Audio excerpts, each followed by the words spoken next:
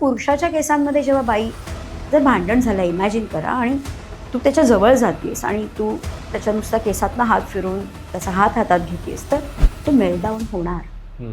पण या सगळ्या गोष्टी तर झाल्याच, पण मग मला असं वाटतं की जो संशय असतो त्याची सुरुवात पण साठी पण मला वाटतं मोबाईलच कारणीभूत असतो. म्हणजे संत नाही म्हणणार मी, पण थोडा तो बऱ्यापैकी स्पिरिच्युअल लेवलला आहे. तो आपलं आपलं काम बघतो, आपलं हे करतो, तो सेक्स वगैरे प्रोव्हाइड करतोय किंवा तो त्याच्यामध्ये इंटिमेट होतोय, पण त्यामध्ये जी इन्व्हॉल्वमेंट पाहिजे नेक्स्ट लेवलची ती त्याच्यामध्ये नाही दिसत आहे तिला.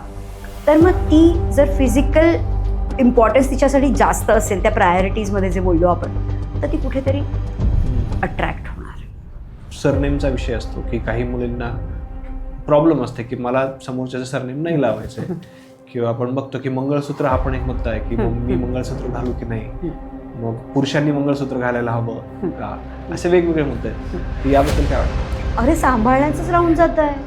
नातं बनवताय म्हणून वेडिंग प्लॅनर्स इन आहे, वेडिंग्ज इन आहे, आणि नातं तोडतात म्हणून डिवोर्सेस पण इन आहेत, कारण डिवोर्सेस आर व्हेरी हेल्दी असं म्हटलं जातं आजकाल.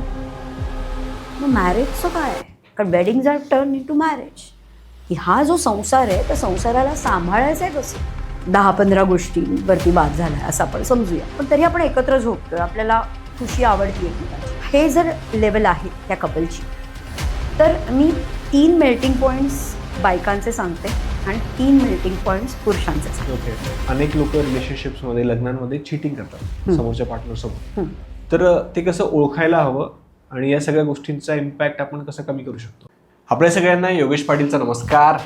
आपल्या सगळ्यांचं स्वागत आहे 10 पट मोठी स्वप्न पाहणाऱ्या नव्या महाराष्ट्राच्या सगळ्यात इन्स्पिरेशनल पॉडकास्टमध्ये, ज्याचं नाव आहे श्रीमंत स्टुडिओ प्रस्तुत श्रीमंत व्हा विथ योगेश पाटील. तर मंडळी, आजचा जो पॉडकास्ट आहे तो पण खरंच खूप जास्त स्पेशल आहे, कारण आपण आपल्या एका जुन्या गेस्टला पुन्हा एकदा इन्व्हाइट केलेलं आहे. तर ज्या गेस्टबद्दल मी बोलतोय त्यांचं नाव आहे लीना परांजपेजी, ज्यांच्याबद्दल मी आधीच्याही पॉडकास्टमध्ये सांगितलेलं आहे की त्यांना रिलेशनशिप झालं, मॅरेज झालं, काउन्सिलिंग आणि कोचिंग या फील्डमध्ये जवळपास 30 वर्षांपेक्षा जास्तीचा एक्सपिरियन्स आहे. रिलेशनशिप मॅरेजवरती त्यांची आजपर्यंत 5पेक्षा जास्त पुस्तकं आलेली आहेत. त्या पहिल्या इंडियातल्या मिलेनियल मॅरेज कोच आहेत आणि त्याचबरोबर पहिल्या आणि एकमेव PhD मॅरेज कोच आहेत. तर त्यांच्याबद्दल आणखी मी काय सांगत नाही. त्यांच्यासोबत आपण एक खूप सुंदर असा पॉडकास्ट केला होता, जो तुम्ही सगळ्यांनी पाहिला असेल की आजकाल लग्न म्हणजे फसवणूक का. तर त्या पॉडकास्टला खूप चांगला रिस्पॉन्स तुम्ही सगळ्यांनी दिलेला आहे. म्हणून आज त्याच धर्तीवरती मी तुम्हाला प्रॉमिस केलं होतं की आपण लीनाजींना पुन्हा एकदा इन्व्हाइट करणार आहोत आणि लग्नानंतरच्या ज्या काही समस्या आहेत त्यांवरती स्पेशली आज पॉडकास्ट आपण करणार आहोत. तर आता मी तुमचा टाईम वेस्ट करत नाही, आपण डायरेक्टली आजच्या या पॉडकास्टला स्टार्ट करूयात. परंतु त्याआधी आपल्या श्रीमंत स्टुडिओ या यूट्यूब चॅनलला आताच सबस्क्राईब करून ठेवा. तर लीनाजी, तुमचं पुन्हा एकदा स्वागत आहे आपल्या शोमध्ये. थँक्यू योगेश. येस. तर आपला आधीचा जो पॉडकास्ट होता तो खरंच खूप सुंदर आणि डिटेलमध्ये झालेला होता आणि लोकांनाही तो खूप प्रचंड आवडलेला आहे. अनेक लोकांचे त्यावरती प्रश्न येत आहेत, कमेंट्स येत आहेत, तर त्यांनाही आपण उत्तर द्यायचा प्रयत्न करतोय आणि त्यांची खास रिक्वेस्ट होते की नेक्स्ट एपिसोड, नेक्स्ट पार्ट आला पाहिजे. तर त्यासाठी आज आपण इथं जमलेलो आहोत आणि मला असं वाटतं की आता आपण डायरेक्टली मेन मुद्द्यावरती येऊयात की आजकाल लग्नाचा जो मुद्दा आहे, म्हणजे आधीच्या पॉडकास्टमध्ये आपण प्री मॅरिटल थोडंसं डिस्कस केलं होतं, आज थोडंसं लग्न झाल्यानंतरच्या ज्या काही समस्या आहेत त्याच्यावरती बोलूयात. तर सुरुवातच मला अशी करावीशी वाटते की जसं आजकाल आपण न्यूजमध्ये बघत असतो, लग्नाच्या बाबतीत अनेक न्यूज येत असतात, पण सध्या जी बऱ्यापैकी चर्चेली जाते ती म्हणजे त्रिशा शर्मा केस. तर त्याबद्दल आपल्याला काय बोलावं असं वाटेल? मी म्हणूनच तर कधी रील बनवत नाही किंवा असं मी जज करणारं कुठलंही स्टेटमेंट देत नाही, कारण का मला केसच नाही माहिती आहे डिटेलमध्ये दोन्ही अंगाने. जर नाही माहिती आहे तर मला भाष्य करण्याचा अधिकार नाही असं मला वाटतं. पण तरी जे काही आत्ता आपण ऐकलं आहे आणि तू आत्ता प्रश्न विचारलायस म्हणून मी सांगू शकेन की ज्यामध्ये आपण म्हणतोय की नवरा आणि सासू हे जे दोघं आहेत हे चुकीचे आहेत, किंवा तसं आपण दुसरी साईड पण बघायला पाहिजे की तिच्याही काही हॅबिट्स होत्या, ज्या हॅबिट्सबद्दल तिने स्वतः आपल्या आईला व्हॉट्सअप चॅटमध्ये असं लिहिलेलं होतं की मेरे कर्मों का फल मैं भुगत रही हूँ, अशा टाईप, म्हणजे की तिनेही काही चुका केलेल्या होत्या म्हणजे. तर आता त्याचा ॲक्सेप्टन्स आधी होता आणि मग नंतर मग ते काढलं गेलं, त्यातलं काहीच मला माहिती नाही. पण क्लॅरिटी कुठेतरी नव्हती लग्नाआधी, आणि त्यानंतर मग ओव्हर एक्सपेक्टेशन्स असतील सासूकडनं किंवा नवऱ्याकडनं असतील, कारण पैसा हा मुद्दामध्ये नाही आहे बहुतेक माझ्या मते तरी, पण तिच्या बिहेवियरवरती कमेंट्स खूप केल्या गेल्या की तिची अशी सवय तशी सवय, ती असं नाही करायची तसं नाही करायची. तर इथे कुठेतरी ॲक्सेप्टन्स लेवलचा पण मुद्दा येऊ शकतो. म्हणजे नॉन क्लॅरिटी आणि लॅक ऑफ ॲक्सेप्टन्स, ओके, असा मला मुद्दा वाटतो. ओके. लग्नाआधी जो व्हायला हवा होता तो. हां, आणि मला असं वाटतं की या 2 मुद्द्यांना धरूनच आपण थोडंसं पुढे जाऊयात, की अशा कुठल्या चुका आहेत की ज्या नॉर्मली लग्नाआधी झालेल्या असतात, की त्याच्यामुळे मग आजकाल लग्नानंतर प्रॉब्लेम्स यायला सुरुवात होते. म्हणजे आधीच्या पॉडकास्टमध्ये त्या डिस्कस केलेल्या आहेत, पण एक शॉर्टमध्ये ब्रीफ द्यायला तुम्हाला काय वाटतं? लग्न झालंय आणि त्याच्यानंतर हनीमून फेज आपली संपली आणि त्यानंतर हळूहळू आपल्याला 24/7 राहत असताना आपल्याला कळायला लागतं की खरा स्वभाव काय आहे, खरे बिहेवियरल पॅटर्न्स काय आहेत. म्हणजे जर एखाद्यानी किंवा मुलगा मुलगी कोणीही असेल, आधीचा ब्रेकअपमधनं हील न होता, त्याच्यावर काम न करता, कारण ब्रेकअप झालं म्हणजे थोडंसं दुःख आहे, तर त्या दुःखाला कुठेतरी वाव देणं, वेंट आउट करणं, ह्याच्यासाठी वेळ द्यावा लागेल. तो न देता घरातले म्हणतात उरकून टाकूया आता, कारण हे आता बस झालं, तुझ्याप्रमाणे आम्ही ऐकलं वगैरे, आणि आता जे आहे ते मुलगा चांगला आहे किंवा मुलगी चांगली आहे आणि आपण लग्न उरकूया किंवा करूया तुझं, ह्या पद्धतीने जर लग्न झालं असेल तर तो दुःखाचा पिरियड दिला किंवा हील झालेला नाही आहे, अशात जर मूव्ह ऑन करण्यासाठी म्हणून मुलं लग्न करत असतील तर ते ॲज अ टूल वापरलं जातं. पण काय होतं की त्या हनीमून फेजनंतर त्याचे बारकावे आपल्या डे टू डे रुटीनमध्ये दिसायला लागतात. ओव्हर पॉझेसिव्ह राहणं किंवा डाऊटफुल राहणं, जजमेंटल राहणं, कम्युनिकेशनमध्ये कमी असणं, डिस्टन्स ठेवणं, घोस्टिंग करणं, जास्तीत जास्त वेळ आईबरोबर किंवा वडिलांबरोबर किंवा बाहेर घालवणं मित्रांबरोबर, कारण तो मुद्दा टाळला जातो आहे, ते डिस्कशनच टाळलं जातं आहे. कारण आधीच्या ह्याच्यात हील न झाल्यामुळे कसं हेल्दी रिलेशनशिप बनवायचं याचा आराखडाच क्लिअर नाही आहे. बरोबर आहे. आणि जसं तुम्ही ही गोष्ट सांगितली की आपण आता हनीमून फेजच्या बाहेर आलेलो आहे, ही गोष्ट मुला-मुलींना लगेच ॲक्सेप्ट नाही होत की यार आता आपण आधीसारख्याच गोष्टी, म्हणजे एकच गोष्ट आपण लाईफ टाईम एक्सपेक्ट करतो समोरच्याकडून, आणि जी लग्नानंतरच्या बाजूच्या बाकीच्या ज्या गोष्टी आहेत, जसं की जबाबदारी असतील किंवा बाकीच्याही बऱ्याच गोष्टींकडे आपल्याला लक्ष द्यायचं असतं, त्याकडे आपण फोकस द्यायला थोडंसं कमी पडतो. म्हणजे आपण त्या फेजच्या बाहेरच येत नाही. तर तो माइंडसेट कसा तयार करायचा की येस आता आपण ॲक्च्युअलमध्ये रिअल लाईफ पार्टनर आहोत. आधी तुम्ही स्वैर तुमचं आयुष्य जगत होतात तुमच्या स्वतःच्या स्पेसमध्ये. आता तुम्ही जेव्हा एकाचे 2 झालात तर त्या दोघांचं एक टीम बनण्याकरताची जी जबाबदारी आहे ती होईपर्यंत, म्हणजे टीम बनेपर्यंतची ती तर जबाबदारी दोघांमध्ये वाटली जाईल. बरोबर. आणि ती दोघांनी घ्यायची, असं नाही की फक्त मुलींनी किंवा मुलांनी घ्यायची, असं दोघांनी घ्यायची. तर इथपर्यंत ती मॅच्युरिटी तुम्हाला यायला पाहिजे की आपली लग्न झाल्यानंतर आपल्याला रिस्पॉन्सिबिलिटी वाढणार आहे, आपली जबाबदारी वाढणार आहे, आणि त्या जबाबदारीबरोबर आपल्यामध्ये काही आपल्याला चेंजेस पण आणायचे आहेत. म्हणजे ॲक्शन्समधनं काही गोष्टी करायला लागतील. असं नाही की आपलं आपलं आवरलं, आपलं आपलं आलं आणि आपल्या आपल्या स्पेसमध्ये झोपून गेलं, किंवा जर इंटिमेट व्हायचं आहे, फिजिकल व्हायचं आहे, तर तेवढ्याच पुरतं फक्त त्याला मी नेहमी दात घासणं असं म्हणते, तर असं एक डे टू डे ॲक्टिव्हिटीसारखं ते इंटिमेट व्हायचं आहे, फिजिकल व्हायचं आहे, एवढंच फक्त केलं आणि झालं असं नाही आहे. त्याच्यामध्ये बऱ्यापैकी इमोशन्सचा ची इन्व्हेस्टमेंट आहे, आणि ती आपण सजगतेने देतोय का हे आपल्यालाही बघायचं आहे. जरी आपण त्या गोष्टीला इतकं महत्त्व देत नसू, आपण फार रोमॅन्टिक नसूही, तरीसुद्धा आपला पार्टनर असू शकतो, त्याचा किंवा तिचा एक अँगल तसा असू शकतो. बरोबर आहे. तो आपण देतोय का हे महत्त्वाचं आहे. आणि ह्यासाठी तुम्हाला खूप इफेक्टिवली कम्युनिकेट करून ते पार्टनरकडनं बोलून काढून घ्यावं लागेल की तुला काय आवडतं आहे, मला हे आवडतं आहे, यावरती भाष्य होणं गरजेचं आहे. ओके, डिस्कशन झाले पाहिजे, फारच झाले पाहिजेत. म्हणजे वादाचे डिस्कशन होण्यापेक्षा सोल्युशनचं डिस्कशन होणं फार गरजेचं आहे असं मला वाटतं. ओके. पण मग इथं हा पण मुद्दा येतो की समजा आता आपण 30-31 नंतर लग्न करतो, बरोबर. इतके वर्ष आपण स्वतःवरती लक्ष दिलेलं असतं, आपण थोडेसे सेल्फ सेंट्रिक असतो असं आपण मी म्हणतो, आणि लग्न झाल्यानंतर अचानक आपण एकत्र राहायला लागतो, समोरचा पार्टनर पण असतो, आणि न कळत आपलं त्याच्याकडे दुर्लक्ष होतं. तर या गोष्टींसाठी कुठली काळजी, म्हणजे काळजी कशा पद्धतीने एक घेतली पाहिजे? सिम्पल टेक्निक मी माझ्या कोचिंग आणि मेंटॉरिंगमध्ये शेअर करते, is like minimising your percentage of marriage. म्हणजे लाईफमध्ये तुम्ही 100% मॅरेजला दिलेत तर तुम्ही जस्टिस नाही देऊ शकणार आहात. In the sense okay.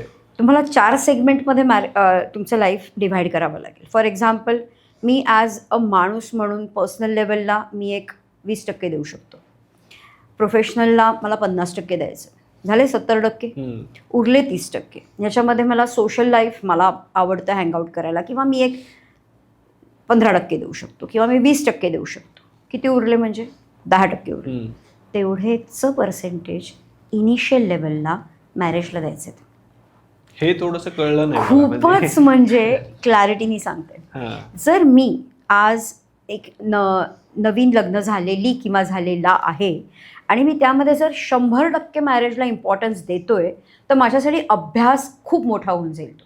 Instead of that जर का मी 10%च फक्त महत्त्व दिलं आता, म्हणजे माझी गुंतवणूक पण 10%च असेल, माझा अभ्यासही 10% असेल, आर्ग्युमेंटसुद्धा 10%च असतील, एक्सपेक्टेशन पण 10% असतील. त्यामुळे मला अभ्यास आणि डोक्याचा लोड आणि स्ट्रेस तोही 10%च असेल. हळूहळू ग्रो करूया आपण. ओके. म्हणजे 10% असेल तर तुम्ही एवढं मनाला लावून घ्याल का? 10% असेल तर तुम्ही एवढा आकांत कराल का? 10% असेल तर तुम्ही एवढ्या अपेक्षा ठेवाल का?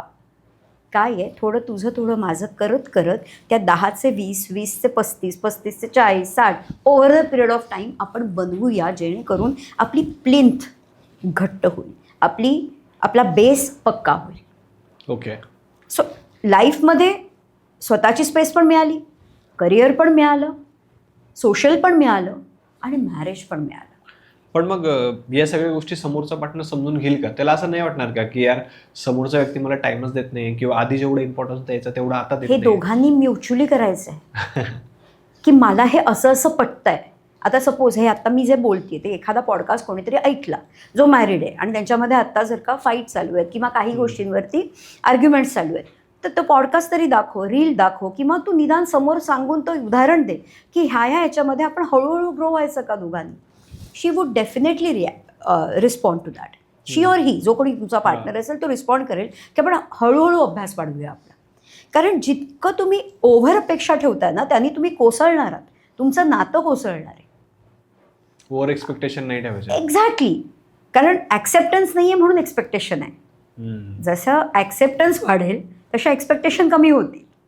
बरोबर आहे. ते ॲक्सेप्टन्स वाढवण्यासाठीचा हा पर्सेंटेजचा काम हे जे आहे ते खूप चपखल बसतं की तेवढं जर कमी ठेवलं तर आपल्याला कळतं आहे की हां, आता ह्याची स्पेस घेतोय, किंवा ही आत्ता मैत्रिणींबरोबर मित्रांबरोबर हँगआउट करायला गेली तर आपण ना त्याच्यावरती आर्ग्युमेंट नाही करत, आपण पॉझेसिव्ह होऊन डाऊट घेत नाही, आपण कंप्लेंट्स नाही करत, तर आपण ॲक्सेप्ट करतो.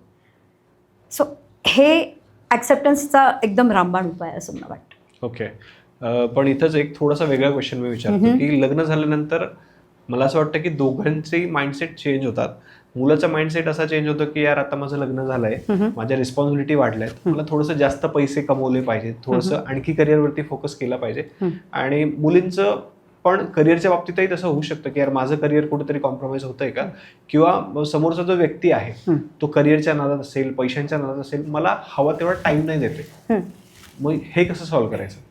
आता 10-15% मी जे म्हटलं तेवढा तर टाईम द्यायलाच पाहिजे तुम्ही, आणि तो जर देत नसाल तर ही तुमची चूक आहे.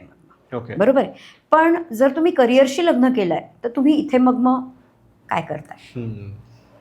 मुलगा मुलगी दोघांनाही लागू आहे. त्यामुळे आपल्याला तिकडचा फोकस थोडासा कमी करावा लागेल. कारण तुम्ही सेट आहात ना आता, मी करिअरमध्ये आता सेट आहात, आणि आता तुम्ही पर्सनल लाईफमध्ये सेटल होण्याकरताची ही एक सुरुवात आहे, किंवा ही एक तुम्ही स्टेप उचलली आहेत, ही एक पायरी आहे, पहिली पायरी आहे. तर मग त्यावेळेला तुम्हाला थोडं फोकस तेवढाच करायला पाहिजे ना. भले तुम्ही तेवढा पर्सेंटेजचा करा, पण तुम्ही तेवढा मात्र कमिटेड करा. म्हणजे दिवसभरातला टाईम तुम्हाला नाही आहे, चल ठीक आहे, पण रात्रीचा तरी तो एक स्पेशल टाईम तुमचा एकमेकाला पाहिजेच पाहिजे. कारण तो ऑक्सिजन आहे तुमच्या नात्यासाठीचा. हो. त्याच्यातनं नातं ग्रो होणार आहे. ओके. मग त्यामध्ये तुम्ही मोबाईल घेऊन बसलात, त्यामध्ये तुम्ही फ्रेंड्सबरोबर बोलताय, त्यामध्ये तुम्ही सॅटर्डे संडेचे प्लॅन करताय, करायला पाहिजेत, पण ही आत्ता वेळ नाही आहे. आत्ताची वेळ ही इन्व्हेस्टमेंटची. हम्म.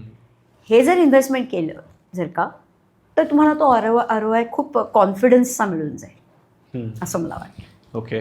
आता नुकताच तुम्ही मोबाईलचा उल्लेख केला. मोबाईल आला की सोशल मीडिया आलंच, आणि सोशल मीडियावरती जर आपण रील्स ओपन केल्या लग्नानंतरच्या रील्स लोकांच्या, तर त्याच्यामध्ये खूप असं एक्झॅजरेशन दाखवलेलं असतं की ते फिरायला चाललेत, मग त्यांचं ते जे प्रेम आहे ते दाखवतायत, ते लोकांसमोर दाखवतायत. मग या सगळ्यांमुळे आपल्याही कुठेतरी एक्सपेक्टेशन वाढतात. त्या सगळ्या गोष्टी कशा कंट्रोल केल्या पाहिजेत, किंवा व्हर्च्युअल आणि ॲक्च्युअल इमेजमध्ये तफावत आहे, एवढं आपल्याला आपल्या बुद्धीनुसार तरी माहिती आहे. तर त्यामध्ये ती म्हणजे आपल्या रियालिटीमध्ये ती न उतरवणं हा शहाणपणा आहे. आता तरीही तुम्हाला जर वाटतंय की नाही तेच सत्य आहे म्हणून, आणि त्याप्रमाणे कुरकुर करत कम्पॅरिझन करत तुम्हाला जर आयुष्य घालवायचं आहे, तर मग तुम्ही हे एवढा सगळा तामझाम कशाला केला? तुम्हाला संसार हा फुलवण्यासाठी, ग्रो करण्यासाठी, एकमेकांना साथ देण्यासाठी म्हणून तुम्ही ही याची सुरुवात केली, ना की आर्ग्युमेंटसाठी, friction. Do you want to win the argument or the person? Exactly, हा माझा प्रश्न आहे. If you want to win a person, तुम्हाला त्या गोष्टीकडे फोकस करायला पाहिजे की मी हे कंपॅरिझन का करते. म्हणजे रीलवरती हे सगळं चांगलं वाटतंय, हां हे करायला चांगलं आहे, की लाईक ऑफिसमधनं आल्यानंतर गुलाबाच्या पाकळ्या मी अरेंज केल्या आणि त्या पडल्या, किंवा बायको येते आणि आल्यानंतर मग मी तिच्यासाठी एखादी छान रेसिपी बनवून ठेवली. हे एक दिवस कराल, एक आठवडा कराल, महिनाभर करणार आहात का? हा आधी रियालिटी चेक द्या. नाही, मग त्या गोष्टींपेक्षा दुसरं काय सोयीस्कर आहे तुमच्यासाठी ते करा. मे बी एखादी व्हॉइस नोट पाठवू शकता, मे बी एखादा मेसेज पाठवू शकता, मे बी मिसिंग यू म्हणून एखादा शॉर्ट मेसेज पाठवू शकता, मे बी कॅराओकेवर एखादं गाणं म्हणून ते पाठवू शकता. You have multiple your own ways, you have multiple ways for this. तुम्ही स्वतःचे वेज स्वतः काढा ना, कारण त्याचं प्रेशर येतं तुम्हाला. रील्सप्रमाणे जर तसं रिॲक्शन नाही मिळाली तुमच्या ॲक्शनला, तर त्याचं प्रेशर आणि त्याच्यातनं नवीन भांडण येत आहे. बरोबर आहे. ती डिसअपॉइंटमेंट वेगळ्याच लेवलची म्हणजे ते नवीन भांडणाला हे जन्म दिल्यासारखं जागा देतात तुम्ही. बरोबर आहे.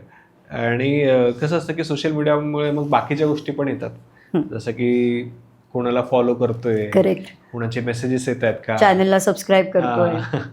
मग त्या गोष्टींपासून कसं वाचलं पाहिजे, की म्हणजे कसं होतं की डाऊट घ्यायला सुरुवात होते, त्यातून मिसअंडरस्टँडिंग होतात. या सगळ्या गोष्टींकडे तुम्ही कसं पाहता? त्या सोशल मीडियाच्या व्हर्च्युअल काय ग्लॉसी दुनियेमुळे लग्न किंवा संसार तुटत आहेत, किंवा आय वुड से त्यांच्यामध्ये कुठेतरी ते अफेक्ट होत आहे. एवढं जर आपल्याला भौतिक ज्ञान असेल, तर आपल्या ह्याच्यात आपण काय करायचं आहे ह्याचं त्या कपलनी जाणून घ्यायचं आहे. कारण हे नुसतं पॉडकास्टतर्फे सांगून मी काहीच उपयोग नाही आहे. बरोबर. ज्याचं त्यानं ते अवलंबायला सुरुवात करायची, की रात्री एक 10-10:30 नंतरपर्यंत मी बघतोय मोबाईल, किंवा काय रील्स चेक करतोय, काय माझे ईमेल्स चेक कर, काही हे XYZ तुमचं मोबाईलची काम आहे. नंतर तुम्ही तो ड्रॉइंग रूममध्ये नक्कीच ठेवू शकता, किंवा तुमच्या ड्रॉवरमध्ये ठेवून द्या तुम्ही आतमध्ये, दोघांचे फोन सायलेंटला करून. काही नाही, अगदी खूप इमर्जन्सी असेल तर सकाळी उठल्यानंतर तुम्ही बघणारच आहात म्हणजे, किंवा काहीतरी एक बॅकअपसाठी नंबर शेजारच्याच असं काहीतरी तुम्ही ती अरेंजमेंट करा. पण मोबाईलला थोडं दूर ठेवणं रात्रीचं आपल्या टाईमपर्यंत हे फार गरजेचं आहे. ओके. म्हणजे ती एक सवय आहे ती, किंवा ते पथ्य आहे असं म्हणूया आपण. बरोबर आहे. कारण समोरच्याचं डोकं जर मोबाईलमध्ये असेल तर कसं आहे ना की ते कन्व्हर्सेशनच नाही होणार. एक तर दिवसभरातला फार थोडा टाइम आपल्याला एकमेकांसोबत घालवायला मिळतो, तो सुद्धा जर आपण मोबाईलमध्येच जर घालवला, करेक्ट, तर त्या गोष्टीला काय अर्थ. म्हणजे एखादा पार्टनर मोबाईलमध्ये बघतो आणि तो पार्टनरला आपल्या सांगतो, आपल्या बायकोला किंवा नवऱ्याला सांगतो की हां ठीक आहे, बोल ना, ओके, आणि मग ते स्क्रोल करत जात आहे किंवा काहीतरी check. This is sheer insult. This is insult. बरोबर आहे. हां, तुम्हाला धडाबिडा शिकवायचा असेल तेव्हा ते सगळे टूल्स नंतर यूज करा, पण आत्ता इनिशियली तुम्हाला हे सगळं नाही करायचं, कारण तुम्ही हा खरोखर म्हणजे डिसरिस्पेक्ट करताय नाही का. बरोबर. आपल्या पार्टनरचा, त्या वेळेचा. पण या सगळ्या गोष्टी तर झाल्याच, पण मग मला असं वाटतं की जो संशय असतो त्याची सुरुवात पण साठी पण मला वाटतं मोबाईलच कारणीभूत असतो. नुसता मोबाईल नाही, नुसता मोबाईल नसेल कारणीभूत, आपला पास सुद्धा आहे, आपलं अपब्रिंगिंग त्याच्यावरती डिपेंड आहे. जर मी आज अशा वातावरणात वाढलेच नाही आहे की जिथे कौतुक केलं जातं, थोडंसं हळू बोललं जातं, थोडंसं इझिली घेतलं जातं, तर मग मी खूपच जास्त कडक होऊन जाईन, तर मी खूप जास्त शिस्तप्रिय असेल. आणि ते कदाचित टॉक्सिक वाटू शकतं माझ्या पार्टनरसाठी. सो ह्याचे खूप रूट लेवलचे मुद्दे आहेत. वरवर आपण बघतो, अनुभवतो आणि तेच खरं असं समजून पुढे जातो, पण ते खरं नाही आहे. ओके. त्याच्या रूट लेवलला जाण्याची गरज आहे. तुझं अपब्रिंगिंग काय आहे हे आधी पहिलं मला सांग. कशा प्रकारे गेलाय तू, हे कशा प्रकारे डील करतेस किंवा करतोस, फ्रेंड्सबरोबरचा तुझा पॅटर्न काय आहे. दिस एव्हरीथिंग इज सो इम्पॉर्टंट. कारण त्याच्यातनं तुम्हाला एक व्यक्तीची आयडिया येते की जर हा छोटीशी एखादी माझी चूक झाली तर हा कशा प्रकारे डील करेल. एखादा माणूस हा ठीक आहे चलो होतं हो असं करू शकतो, किंवा एखादा माणूस म्हणेल की खूप जास्त आक्रस्ताळेपणा करेल. सो जेव्हा तो माणूस आक्रस्ताळेपणा करतो किंवा चिडचिड करतो, आपण त्याला नाव देऊ एन्झायटी अटॅक किंवा panic attack, what ever it is, त्याला सोल्युशनला आपण जाऊ. पण त्याचं रूट काय आहे ते तसंच राहिलं. मे बी तो इन्सिक्युअर असेल, मे बी त्याला तसा पॅटर्नच माहिती नसेल, मे बी राईचा पर्वत करण्याचा त्यांच्या घरामधला पॅटर्न असेल, आपल्याला माहिती नाही आहे ना. ते आहे.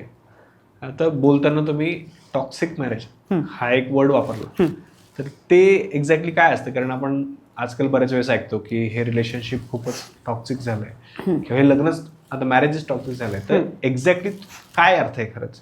टॉक्सिसिटीची डेफिनेशन ही थोडी सब्जेक्टिव्ह आहे असं मला वाटतं. ओके. म्हणजे जनरल लेवलवरती आपण टॉक्सिसिटी हां. म्हटलं तर आपण म्हणू शकतो जिथे अब्यूज आहे, व्हर्बल आहे, फिजिकल आहे, सांगून सुद्धा घालून पाडून बोलणं आहे, किंवा आरडाओरडा आहे, किंवा मुद्दामून कंट्रोलिंग बिहेवियर आहे, किंवा पैशाच्या बाबतीमध्ये खूप कंट्रोलिंग बिहेवियर आहे. तर हे सगळे टॉक्सिसिटीचे मुद्दे जनरल लेवलला असू शकतात. बरोबर आहे. हरॅसमेंट, मेंटल हरॅसमेंट म्हणतो आपण ज्याला.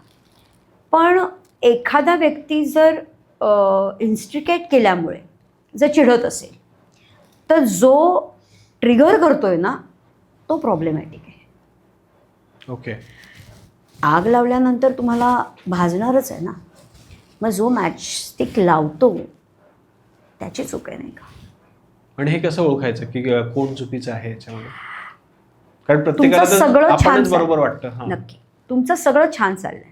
छान म्हणजे खूप छान नाही, ओके रुटीनमध्ये चाललंय, पण तेवढ्यात कुठला तरी वेगळा सब्जेक्ट काढला जातो, किंवा एखादा व्यक्ती आल्यानंतर त्याची साईड घेऊन मग तुमच्याशी भांडलं जातं. दॅट डज मीन की हा व्यक्ती कुठेतरी खाजवून खरूज काढणं म्हणतात ना आपल्यामध्ये मराठीमध्ये, तसं मुद्दामून तो कुठेतरी तो विषय काढतोय उकरून काढायचं. आणि उकरून काढून तो माझ्याशी भांडण करतोय. हम्म. That's a first sign of toxicity. आता ह्याच्यासाठी माणूसच रिप्लेस करायचा का? तर डिव्होर्सेस आर व्हेरी हेल्दी असं म्हटलं जातं आजकाल ते खूप ट्रेंड आजकाल असं म्हटलं जातं. पण माझ्या मते असं आहे, मी मॅरेज नुसतं म्हणजे प्रमोट करते असं नाही आहे, पण डिव्होर्सेस हे अल्टिमेट सोल्युशन आहे, शेवटचं, ॲट द एंड. पण त्याच्यामध्ये काहीतरी आहे ना, म्हणजे नातं बनणं आणि नातं तोडणं, मग सांभाळायचं कधी? अरे सांभाळण्याचंच राहून जात आहे. नातं बनवताय म्हणून वेडिंग प्लॅनर्स इन आहेत, वेडिंग्ज इन आहेत, आणि नातं तोडतात म्हणून डिवोर्सेस पण इन आहेत, कारण डिवोर्सेस आर व्हेरी हेल्दी असं म्हटलं जातं आजकाल. मग मॅरेजचं काय? कारण वेडिंग्ज आर टर्न इन टू मॅरेज, की हा जो संसार आहे त्या संसाराला सांभाळायचं आहे कसं हे तर आपल्याला समजायला पाहिजे. आता ही जर एक केस स्टडी घेतली आपण, की त्यांनी एखादा विषय, की आत्या आली, मावशी आली, कोणीतरी आलं म्हणून त्याच्यावरून त्यांनी वाद सुरू केला, हां आम्हाला लग्नामध्ये ना असं असं ट्रीट केलं. आता त्याचा माझ्याशी काहीच संबंध नाही, मी थोडी ना तुमच्याशी वागली तशी. माझ्या घरातली किंवा माझं कोणीतरी अजून आत्या चुलत कोणतरी वागलं असेल तर त्याचा आत्ता विषय काढायची गरज आहे का? आपलं नातं अजून बनलंच नाही आहे, आपण आत्ता बनवायचा प्रयत्न करतोय, त्याच्यात तुम्ही विषय काढून काढून त्याच्यावरती भांडताय. सो आपलं हे कधी बनणारच नाही नातं. So both of them have to take care, काय साईडला ठेवायचं आहे आणि काय इन करायचं आहे, हे फार महत्त्वाचं आहे. ओके. बोलण्याची तुमची पद्धत अतिशय महत्त्वाची, अतिशय म्हणजे कितीतरी केसेसमध्ये मी हे बघितलं आहे. आणि तुमच्या ॲक्शन्स, दोघांमध्ये एक पार्टनर, ग्लोबल मॅरेजवरती सांगते मी, कपल्समध्ये एक पार्टनर प्रॅक्टिकल आहे, दुसरा पार्टनर इमोशनल. इमोशनलला वर्ड्स आणि टच मॅटर करतं ऑलवेज. कसं बोलताय, काय बोलताय, कधी बोलताय आणि का बोलताय. ओके. हे फार मॅटर करतं. आणि हेच थोडंसं आता आपण डिटेलमध्ये जाऊयात की नाही, मी डेमो करूनच दाखवते. Yes yes yes. तर हे मॅटर करतं इमोशनलला. आता आधी हे कम्प्लीट हो. करते. आणि प्रॅक्टिकल माणसाला करिअर, फायनान्स, ॲक्शन्स हे जास्त मॅटर करतं. म्हणजे त्याच्या इमोशन्स नसतात असं नाही, पण त्याचा तो फोकस नाही आहे. म्हणजे मॅरेजशी रिलेटेडच फक्त मी म्हणते, आयुष्यात तो त्याच्या आई हा त्याचा इमोशनल पार्ट नक्की असू शकतो, मित्र हा इमोशनल पार्ट नक्की असू शकतो, पण लग्नामध्ये त्याचा अँगल जर प्रॅक्टिकल आहे तर तो आधी फायनान्शियल स्टेबिलिटी बघेल, करिअरमध्ये ती कशी काय ग्रो करते का, ती काय शिकली आहे का, तिला अजून काही शिकायचं आहे का, मग तो या सगळ्याला तो बढावा देईल, पण तो शब्दांची काळजी मात्र घेणार. फॉर एक्झाम्पल, इथे हे पाणी आहे, हो. सपोज आपण समजूया ही बॉटल आहे इथे, ठीक आहे, माझा पार्टनर समोर बसला आणि मी बसली इथे, आम्ही गप्पा मारतोय काहीतरी, त्यांनी विचारलं मला, आता तू विचार मला पाणी देतेस का म्हणून, किंवा काय मला पाणी दे.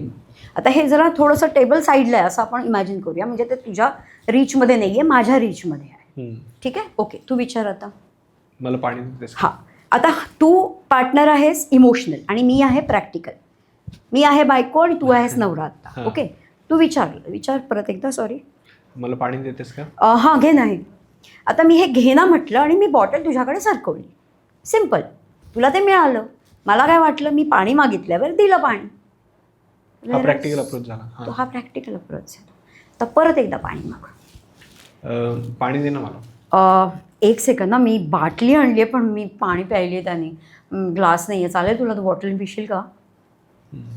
हा फक्त एक ॲडिशन जो आहे ना, तो कन्सर्न दाखवतो तुमचा. म्हणजे मला द्यायचं आहे पण तुला ना ग्लासातनं प्यायल्याशिवाय तुला पाणी प्यायल्यासारखं वाटत नाही हे मला माहिती आहे, तर मी तो कन्सर्न दाखवणार. मला उठायचा खूप कंटाळा आला रे, म्हणजे मी बॉटलमधनं पिशील काय.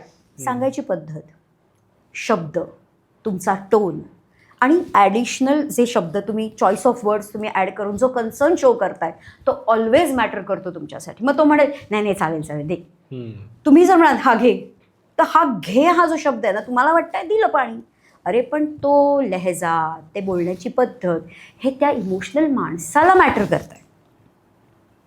त्यामुळे तुम्हाला ती भाषा शिकणं एकमेकांची फार गरजेची. याला मी लँग्वेज ऑफ मॅरेज म्हणते. लव्ह लँग्वेजेस बोलत नाही आहे मी आता, कारण त्या गुगलवरती अवेलेबल आहेत. Language of marriage is this what I am talking about. पण इथं मला विचारायचं आहे की समजा 2 पार्टनर असतात, एकाची अपब्रिंगिंग वेगळी झालेली असते की ज्याच्यामध्ये एकदम पोलाईट बोलतात, शांत बोलतात, ज्याला आपण एकदम सोफॅस्टिकेटेड किंवा या अप्पर याच्यात म्हणू शकतो, अप्पर क्लासमध्ये, आणि एकामध्ये एकदम नॅचरली बोलतात, फ्रीली बोलतात आणि बोलताना टोन पण थोडीशी हाय असते. ओके, आता सुरुवातीला चांगलं असतं सगळं, या दोघांचं लग्न होतं आणि नंतर ना मग छोटी छोटी गोष्ट पण खटकते की यार हा माझ्याशी या टोनमध्येच बोलला, म्हणजे समोरच्याच्या मनात भलेही काही नसेल पण बोलताना ती टोन खूप वेगळी वाटते. मग मी तेच सांगते तुला, टोन आणि शब्द हा तुमचा इमोशनल पार्टनरच पकडापकडी खेळणार. प्रॅक्टिकल माणूस पकडापकडी खेळतच नाही कधी. इमोशनल माणसालाच शब्द खटकतात, लागतात, धरून ठेवतात, पकडापकडी खेळतात. तू त्या दिवशी मला असं बोललेला, आठवड्यात महिना काढलेला आहे बायकांनी, सोडून गेलेल्या आहेत बायका. म्हणजे त्या 1, 2, 3 काय इन्सिडेंट झाले असतील त्याच्यावरनं सोडून गेल्यात की तू असाच आहेस, मला नाही राहायचं तुझ्याबरोबर. हा खूप असा म्हणजे खूप दुःखाचा हे आहे. म्हणजे त्याचं इंटेन्शन तर तसं नाही आहे, पण मी नेहमी म्हणते तसं नाही. इंटेन्शन, योगेश, इंटेन्शन तुमचं जरी चांगलं असेल तरी तुमची डिलिव्हरी चुकली ना, टोन चुकला किंवा डिलिव्हरी चुकली. हा नाही मला असं बोलायचं नव्हतं, अरे नसेल पण ते लागून गेलं की नाही, गेलेला शब्द परत येत नाही, तो लागून गेला. हे आपण आता इमोशनल माणसाच्या साईडने बोलतोय. ह्याच्याच अपोजिट प्रॅक्टिकल माणसासाठी. आता ह्या इमोशनल माणसांनी काय करावं, तो थोडंसं आपल्या इमोशन्सला जे अगदी असे ओतप्रोत चाललेत, कॅरिड अवे होतोय आपण, त्यापेक्षा थोडं कंपोज करू शकतो का, थोडा मी मॅच्युअर्ड वेनी विचार करू शकते का किंवा शकतो का, की नुसतंच त्याच्याकडनं अपेक्षा करण्याकरता मी सुद्धा थोडी इमोशनली स्ट्रॉंग होऊन जाते किंवा जातो. म्हणजे मी सारखी पकडापकडी नाही खेळणार, थोडंसं लाईट हँड घेईन. म्हणजे जर का मी आता हे पाणी दिलंय तुला, हा घे ना, तर जर तू तू प्रॅक्टिकल असशील तर मला बोलताना थोडंसं काळजी घ्यायची ॲज अ इमोशनल पर्सन. पण जर मी प्रॅक्टिकल असेल तर मला असं वाटेल की हा ठीक आहे, थोडा इग्नोरन्स करूया, थोडे शब्द बोलून गेला हा, पण ते पकडण्यापेक्षा ना थोडं इग्नोर करूया आपण. ओके, त्याचं इंटेन्शन बघूया. पण मला ना आवडणार नाही हा असं बोललेलं तू, हे मी कम्युनिकेट पण करेन. तू पुढच्या वेळेला थोडं जरा हलक्या शब्दात सांग ना मला, हेही मी सांगेन. म्हणजे हे कम्युनिकेट करणं पण महत्वाचं आहे की हक्क आणि कारण ते हट्ट. कळणारच नाही ना समोरच्याला, जोपर्यंत आपण बोलणार नाही तर त्याला त्याची चूक लक्षात व्हेरी नाही येणार. करेक्ट. संसारामध्ये ना हक्क आणि हट्ट कधी यूज करायचा हे माहिती नाहीये. आणि जर समजा असं झालं की दोन कपल आहेत की समजा गोष्टी बिघडायला सुरुवात झाली, समजा एखादा वाद झालाय, तर त्यावेळेस कसं रिॲक्ट करायचं किंवा कसं तो डील करायचं की म्हणजे एकदम व्यवस्थित पद्धतीने सगळ्या गोष्टी सॉल्व्ह होतील, किंवा आपण ते मेल्ट डाऊन कसं करायचं? ओके, हा खूप छान प्रश्न विचारलास तू मेल्टिंग पॉईंटचा. तर आपण ना आता जर वाद झाला असेल आणि नवीन कपल आहे, ओके, म्हणजे आत्ताशी नुसतं 10-15 गोष्टींवरती वाद झाला आहे असं आपण समजूया, आणि होतोय तर त्या लेवलला चाललोय, पण तरी आपण एकत्र झोपतोय, आपल्याला खुशी आवडती एकमेकांची, हे जर लेवल आहे त्या कपलची, तर मी 3 मेल्टिंग पॉईंट्स बायकांचे सांगते आणि 3 मेल्टिंग पॉईंट्स पुरुषांचे सांगते. ओके, ठीक आहे. यातला पहिला मुद्दा येतो की बाईला इथे टच केलेलं, किस केलेलं खूप आवडतं. पुरुषांनी जवळ घेऊन तिला इथे किस करणं हे तिला आवडतं, फोरहेडला. दुसरा मेल्टिंग पॉईंट असा आहे की तिला कुशीत घेतलेलं पुरुषांनी हे खूप आवडतं. आणि तिसरा मेल्टिंग पॉईंट तिचा, म्हणजे मी फार डीपर लेवलला नाही जाते, असे बरेच आहेत, पण तरी तिसरा मेल्टिंग पॉईंट, अगदी भांडण झालं आहे तर त्यावेळेला तुम्ही काय करू शकता, तर कुशीत घेऊ शकता, तुम्ही इथे किस करू शकता.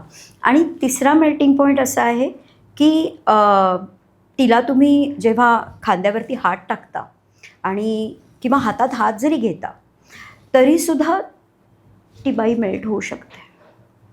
म्हणजे तिला ना तो स्पर्श फार महत्त्वाचा आहे. ती कितीही प्रॅक्टिकल जरी असली तरी ती बाई तिच्या त्या फेमिनाईन एनर्जीमध्ये हे खूप एक्सपेक्ट करत असते. सो असे हे 3 वुमेनचे मेल्टिंग पॉईंट झाले. आता पुरुषांचे मेल्टिंग पॉईंट तू डेफिनेटली रिलेट करतोयस का मला सांग. पहिला मेल्टिंग पॉईंट असा आहे त्यांच्या केसातनं हात फिरवणं. पुरुषाला खूप आवडतं. तर पुरुष जेव्हा बाईच्या केसातनं हात फिरवतो तेव्हा गुंता होतो असं मी नेहमी म्हणते, कारण तिथे एक तर लांब केस ना ते फिरवता येत नाही आणि मग ते गडबड होते. पण पुरुषाच्या केसांमध्ये जेव्हा बाई, जर भांडण झालं इमॅजिन करा आणि तू त्याच्या जवळ जातेस आणि तू त्याच्या नुसत्या केसातनं हात फिरून त्याचा हात हातात घेतेस तर तो मेल्टडाऊन होणार, शांत होणार. सेकंड पॉईंट असं आहे त्याला तुमच्या उराशी घेणं, त्याला तुमच्या कुशीत घेणं. मी कुठचंही वेगळं इंटेन्शन नाही म्हणत आहे, मी फक्त ह्युमन वॉर्मथ देण्यासाठी म्हणते की तो कशाने मेल्टडाऊन होऊ शकतो. तर कितीतरी पुरुषांना जवळ घेतलेलं आवडतं मायेनी.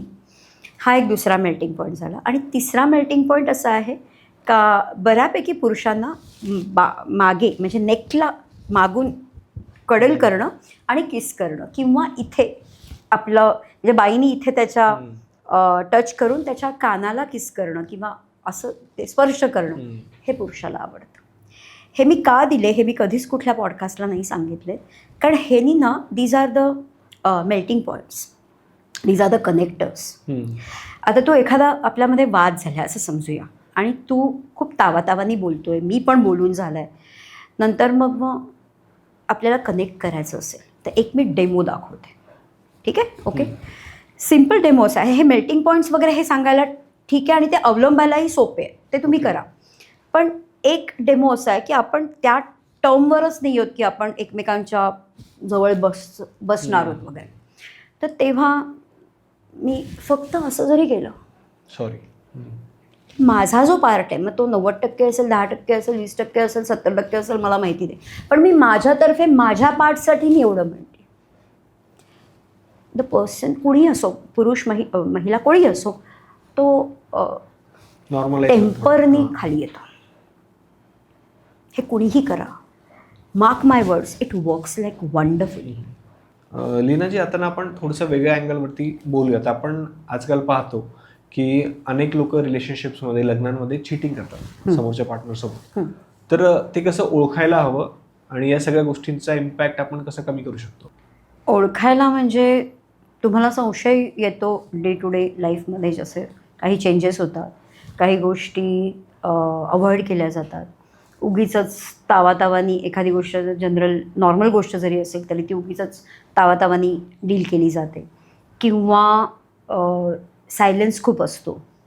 तर ह्याच्यातनं तुम्हाला संकेत मिळतात की काहीतरी शिस्त आहे. आता आजकाल लोक हेच ॲक्सेप्ट करून चालली आहेत की माझं लाईफ आहे, मी कसंही जगेन किंवा मी करेन डील दोघांबरोबर, मला काही प्रॉब्लेम नाही आहे. तर त्या ह्याच्यात मी काय किंवा अजून कोणीही एक्सपर्ट काही भाष्यच नाही करू शकणार आहे. पण जर तुम्हाला कळतं आहे की चीटिंग होत आहे, तो स्टँड तुम्ही घ्यायला पाहिजे. तुम्ही काय आरडाओरडा करा असं नाही, पण डिटेक्टिव्ह आणि ट्रॅकर आणि मोबाईल काय करू, हॅकिंग करणं ह्यापेक्षा डायरेक्ट कम्युनिकेशन फार बेटर राहील.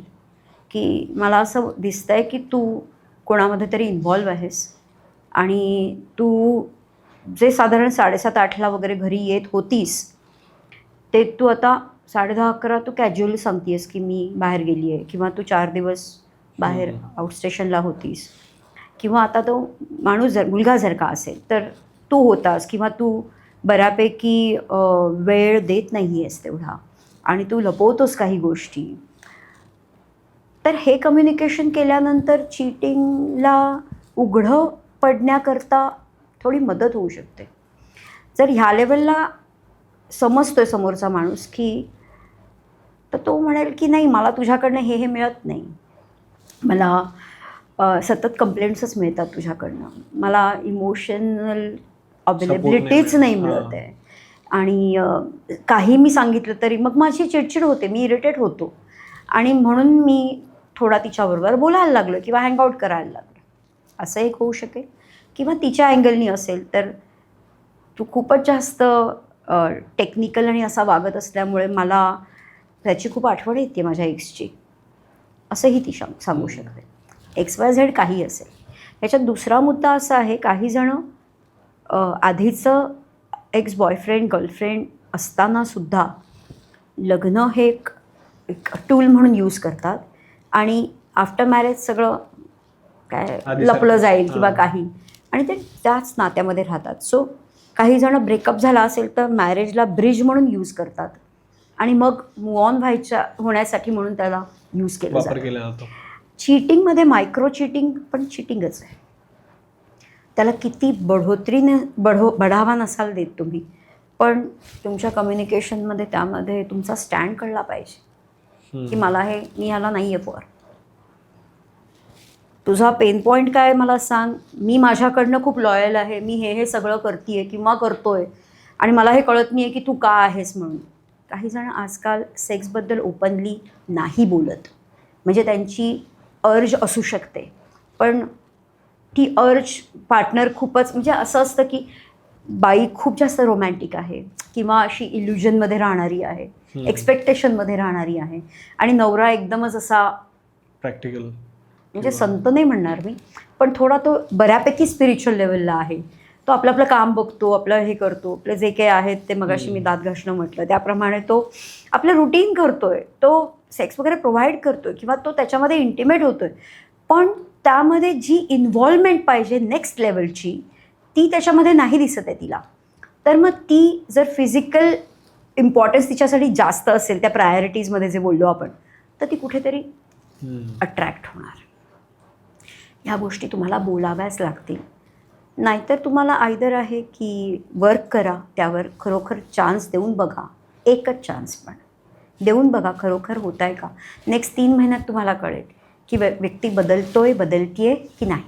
ओके, नाही बदलत आहे प्लीज कॉल ऑफ करा, यू हॅव टू. ओके, आता आपण थोड्याशा ॲडव्हान्स आणि सध्याच्या ज्या आजूबाजूला आपण बघतो की आधी त्या गोष्टी एवढ्या मॅटर नव्हत्या करत, पण आता थोड्याशा त्या मॅटर करतायत.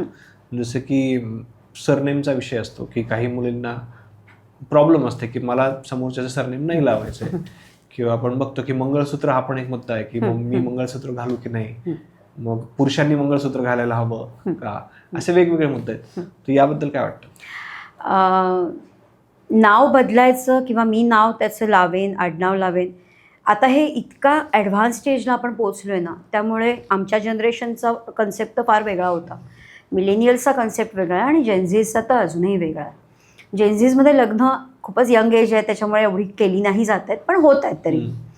तर मिलेनियल्स आणि जेनझीज ह्या दोघांमध्ये असं आहे की मी माझं नाव, माझे बँक अकाउंट्स किंवा माझं सगळ्या ठिकाणी माझं अस्तित्व आहे ते मी तुझ्यासाठी का बदलू. तर जो तो त्याचा वैयक्तिक मुद्दा आहे. ह्यामध्ये मी भाष्य नाही केलं तर बरं होईल, कारण परत मग त्यांना ते त्यांच्या चॉईसप्रमाणे नाही वागता येणार. मग कारण आपण एखादं रूल बुक घेऊन नाही ना बसलो आहे. बरोबर आहे. पूर्वी असं होतं, पण तेवढं डेडिकेशन आत्ता आहे का, ते कमिटमेंट आत्ता आहे का, त्यामध्ये डिस्ट्रॅक्शन्स किती आहेत. आणि हे असं असताना over the period of time may be तुम्ही 2-3 वर्षांनी तुम्ही नाव चेंज करू शकता, तुम्हाला वाटलं तर. वाटतंय तुम्हाला अगदी की मग आपल्याला नाव चेंज करून आपण एकच आडनाव ठेवावं म्हणून, तर तुम्ही करू शकता.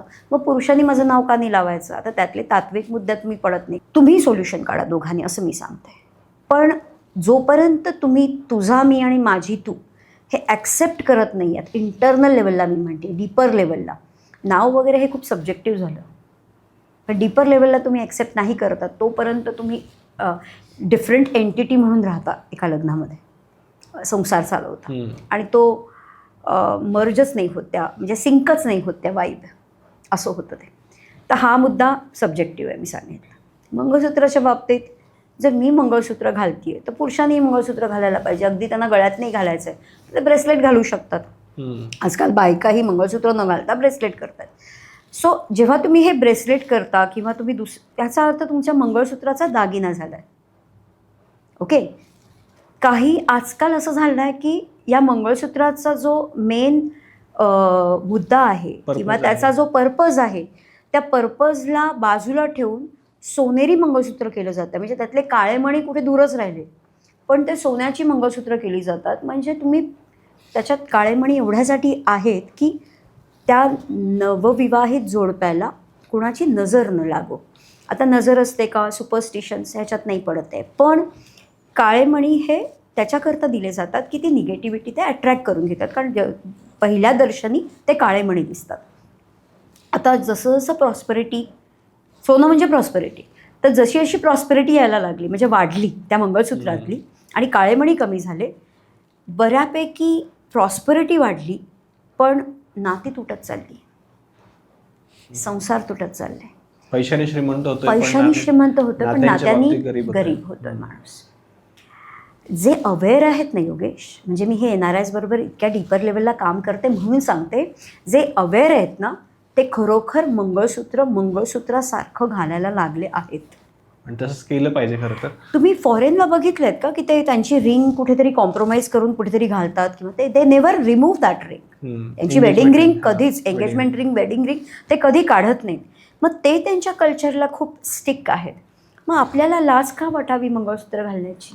हां, नातं जर खोटं असेल तर मंगळसूत्र काढून ठेवा काही वर्षासाठी, काही महिन्यांसाठी. It is okay. मी नाही घालत आहे कारण मला नाही पटत आहे हे असं खोटं मी एकटी लॉयल राहून काय करायचं.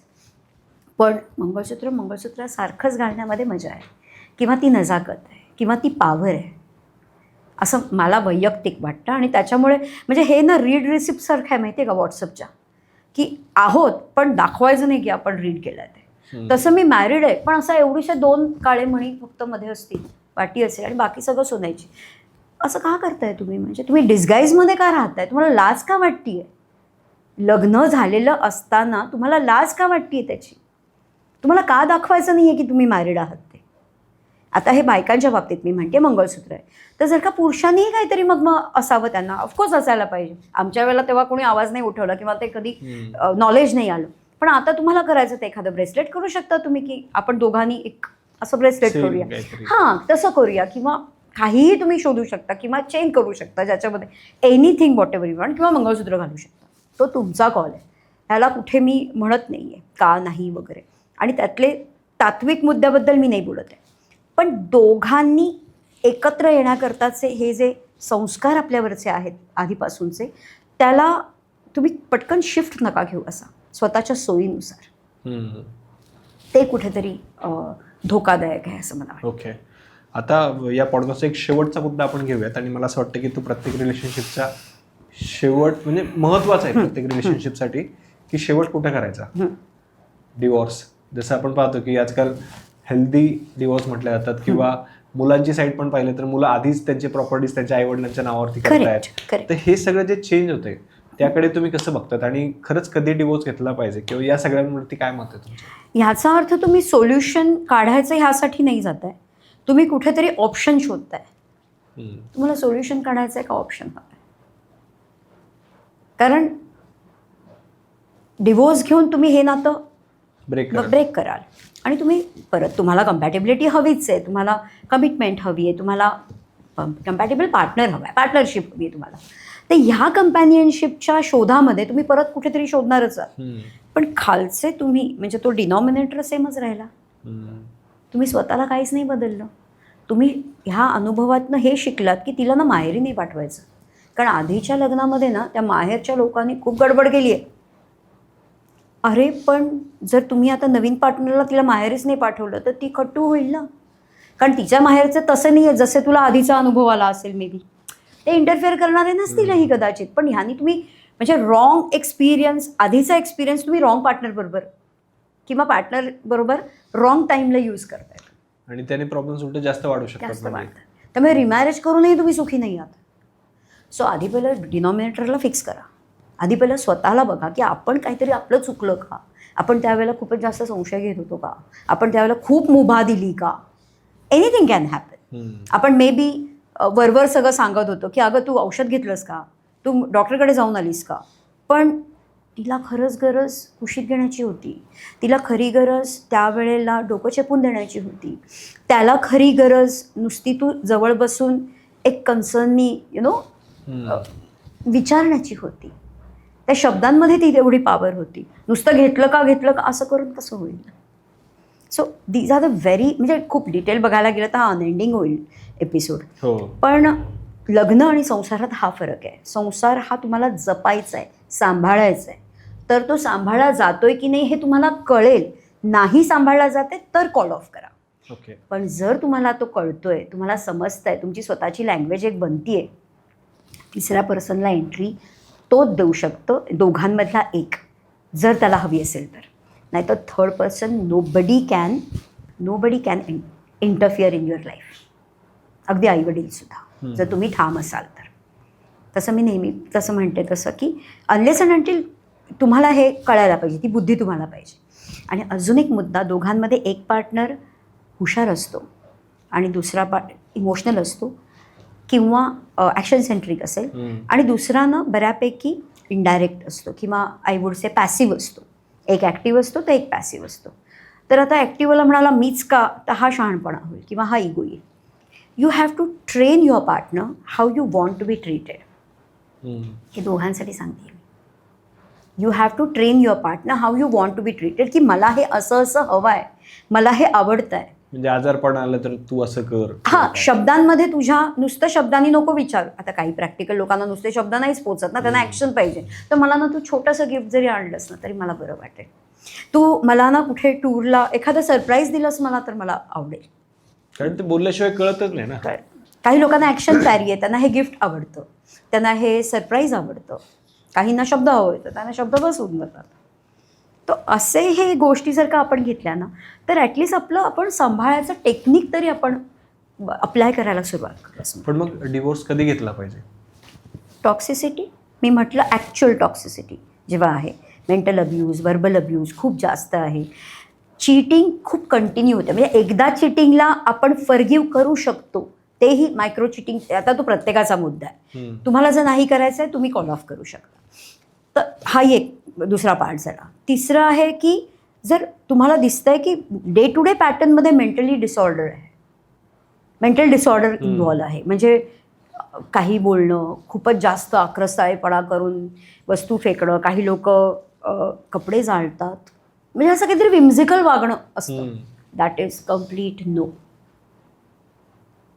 चौथा मुद्दा येईल सायलेन्स, म्हणजे खूपच सायलेन्स आहे. म्हणजे कितीही बोलायचा प्रयत्न केला तरी तो ओपन अप नाही होत. मग तुम्ही एखाद्या एक्सपर्टला जाणून बघा, तिथून होत आहे का, नाही होत आहे तरी यू कॉल ऑफ. आणि अंडरस्टँडिंग आणि ॲक्सेप्टन्स लेवल अजिबातच नाही आहे, म्हणजे विपर्यासच केला जातो.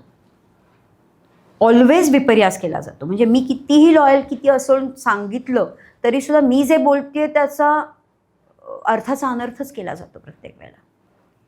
आणि अजून एक मुद्दा, नार्सिसिस्ट, हार्डकोर नार्सिसिस्ट बरोबर लग्न हे म्हणजे आगीशी खेळण्यासारखं आहे.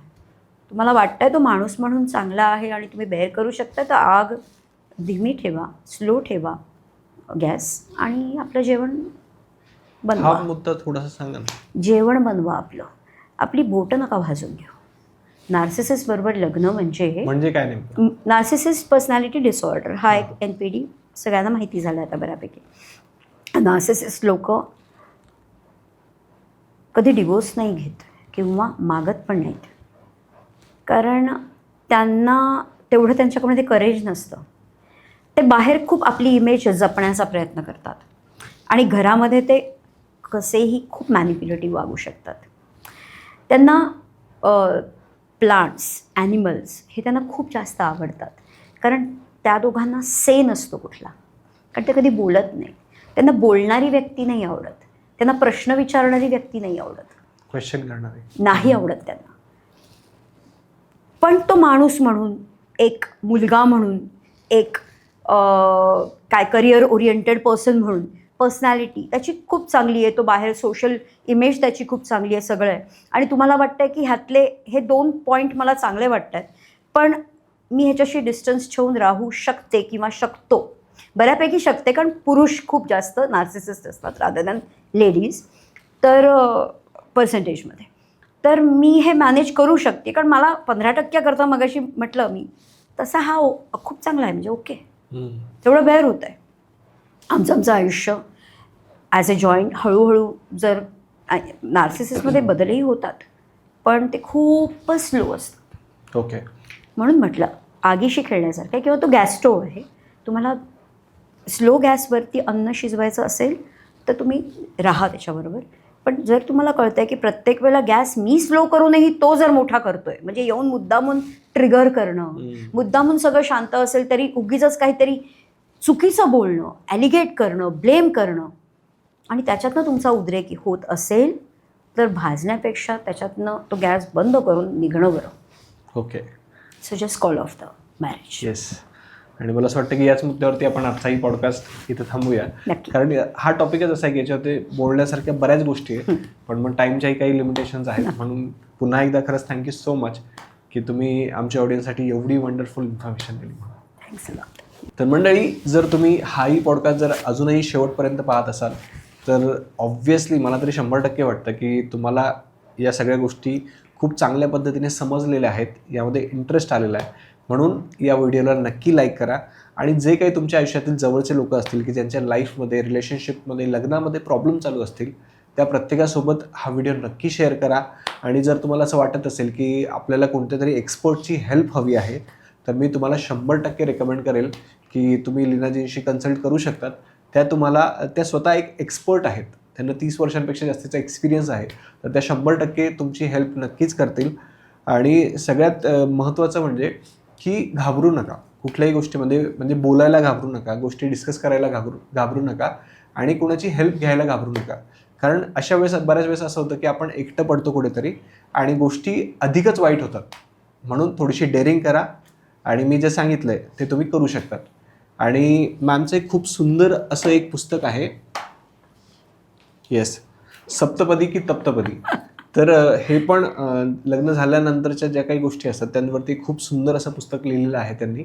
तर याचीसुद्धा लिंक मी डिस्क्रिप्शनमध्ये देऊन टाकेल. तुम्ही डायरेक्टली ते ऑर्डर करून घरच्या घरी वाचूही शकतात.